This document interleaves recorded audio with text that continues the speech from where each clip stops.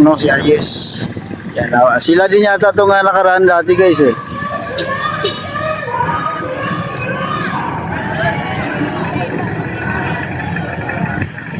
Sa mga sinagal natin na nagsinsayangin ang pondo ng bayan, naghihirap ang sabayanan para sa pasahero sa inyo. Pero anong sinagawa niyo? Sabi po ng ibang mga senador, 25 million kada araw ang ginagasto sa loob ng Senado para sa tubig, kuryente, pagkain at pasahod sa mga senador. Pero nagtatrabaho ba sila? Hindi sila nagtatrabaho. Sinasayang ni Alan Peter Cayetano ang perang pinaghihirapan ng taong bayan. Sabi nila, tamad ang maralita. Ngayon, kitang-kita natin ang mga senador sa ilalim ng majority. Ang totoong tamad, hindi tayong mga maralita. Sinabi, malinaw, 25 million. Pag yan po ay pinagbili ng gamit ng mga estudyante. Kami po, ang mga anak namin, halos wala pang mga gamit sa eskwela dahil nag-iisay pa tayo kung kailan may matitira o masusapa sa kinikita ng mga asawa natin. Tama mga nanay?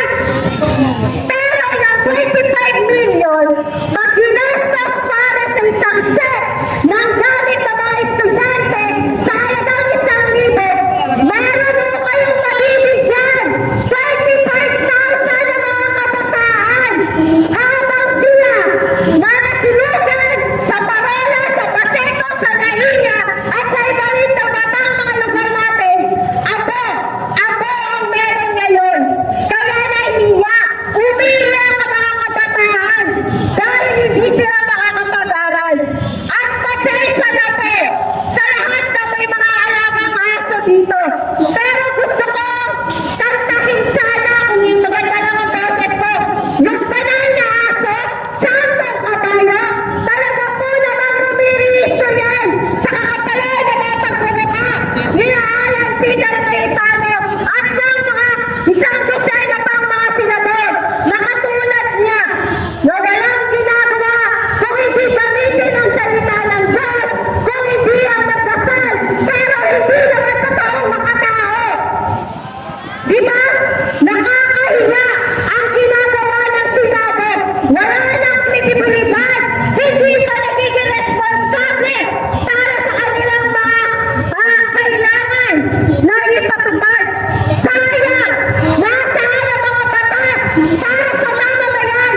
Ang batas pa talaga ng mga senador na nakaluklok sa loob ng Senado yan, ng institusyon na yan, na nawawalan mismo ng dangal, ay walang saysay.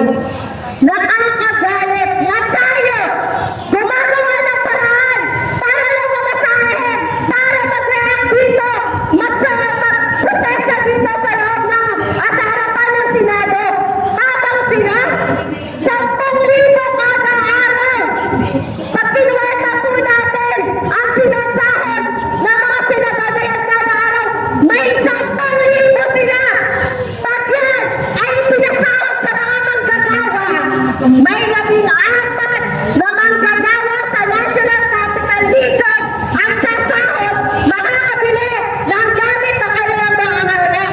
Lalo na ho, pag nasa probinsya pa ang pinasahod ng 10,000 yan. Hindi lamang po 14 katao na sigit pa.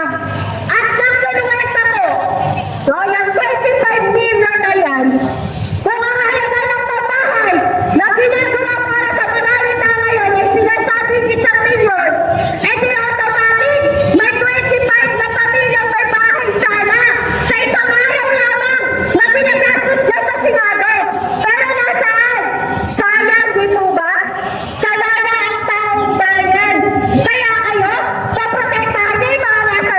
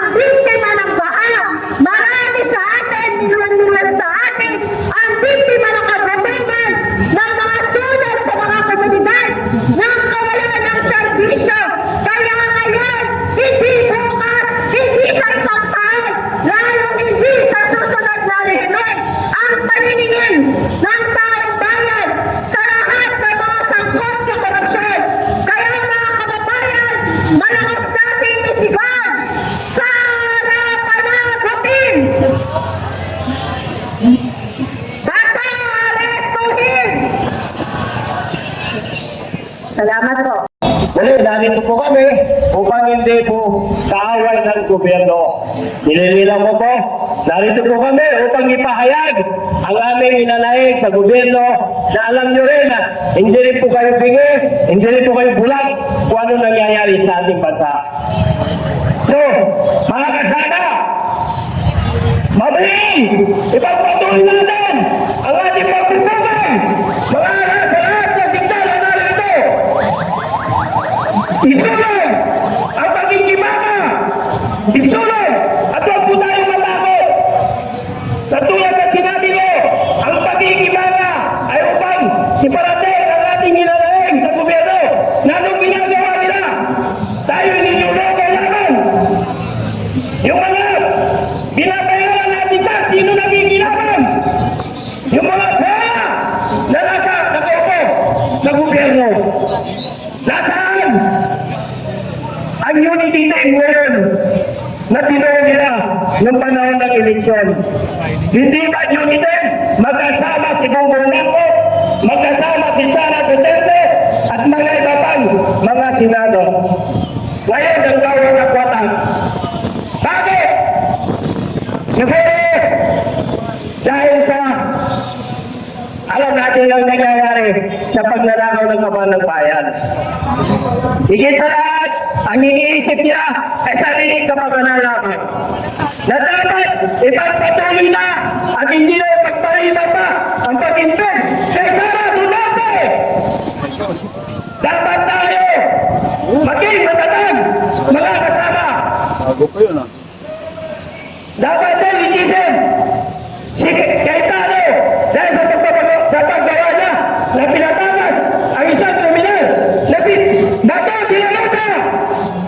Tama na, naprotekta ng isang tao na isang may kaso sa gobyerno. Siyempre hindi. Pero ang mahirap, nagpasara, wala mismo. Tapos ka, hulog ka agad. Pero sila, kapwa sila senador, na pinoprotektahan nila. Mga senador, gawin ninyo ang inyong trabaho. Maglingkod kayo ng tama sa inyong kababayan. Dahil kayo ang aming pinapasahan. Nagkagaling sa aming mga tumubahan. Ang ginabayad namin tax. Ngunit, anong ginagawa nila? Ay kanilang ninanakaw lamang at pinupulsa. Ngayon nyo, bilyong-bilyong piso ang nawawala. Dahil sa tanong ko na yan, na dapat lahat ng sagot, dapat managot. Dapat tumarin din. Si Jimbo, napusa na sumuko. Pero yung ginawa niya, ay parang nagugas kamay lang. Kaya nga na isa-isang net, nadadaan ng sangkot, ay kung saan ang sumuko. At palagutan, ang kanilang mga nagawa kasalanan. Pero anong ginagawa nila? Patuloy pa rin sila na nagtatago. Ngayon, nasa si Bato. Sinabi pa lang din. Maraming kagagalang-galang. Ngunit, ang kabalitaran pa lang ay nasa iyo pagbulo ng kanilang ginagawa. So mga kasama, huwag po tayong tumigil, huwag po tayong sumuko na isulod ang ating mga panawagan sa gobyerno, lalo na sa nangyayaring bisis ngayon. Yung nyo, maraming apektado, maraming nawawala ng hanapbuhay, maraming nawawala ng tahanan yung dahil sa pagpunta na yan. Dahil sa kanilang kasakiman at sariling interes, ang kanilang iniisip. Sara Duterte! Panagutin! Sara Duterte! Maraming salamat po mga kasama. Kasama, kami po mga kabataan, kami po ang henerasyon na namulat at nadatnan ang kahirapan sa panahon ni Rodrigo Duterte, ang kaharasan sa kanyang war on drugs. Nadatnan namin ang pandarayan noong 2022 elections nung nagsama ang kasamaan at ang kampo ng kasamaan at ang kampo ng kadiliman ng mga Marcos at Duterte. Nadatnan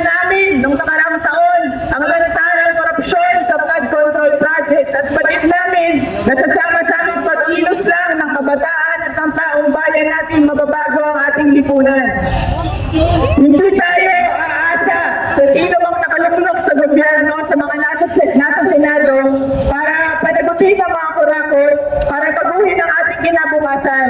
Dahil sila mismo ang nagsasabuatan para protektahan ang kanilang mga sarili. Yan po ang ating lipunan mula pa noon, mula pa nung panahon ng ama ng ating Pangulo ngayon, hanggang sa kasalukuyan. Pero wala pa rin tayong nagagat ng tunay na pagbabago. Kaya tanong namin para ating mga kabataan, ano ba talaga ang problema? Bakit ba taon-taon, kada 6 na taon na eleksyon, hindi natin nakikita ang tunay na pag-unlad ng ating lipunan? Yan ang tanong namin noong 2022, yan ang tanong namin noong nakaraang taon na napakalaki ng protesta ng kabataan, at yan ang tanong namin hanggang sa ngayon na naglulukuhan ka ng mga nasa Senado para mga payaso na hindi na sumasamba sa kanilang mga ako, sumasamba kay Marcos, sumasamba kay Duterte.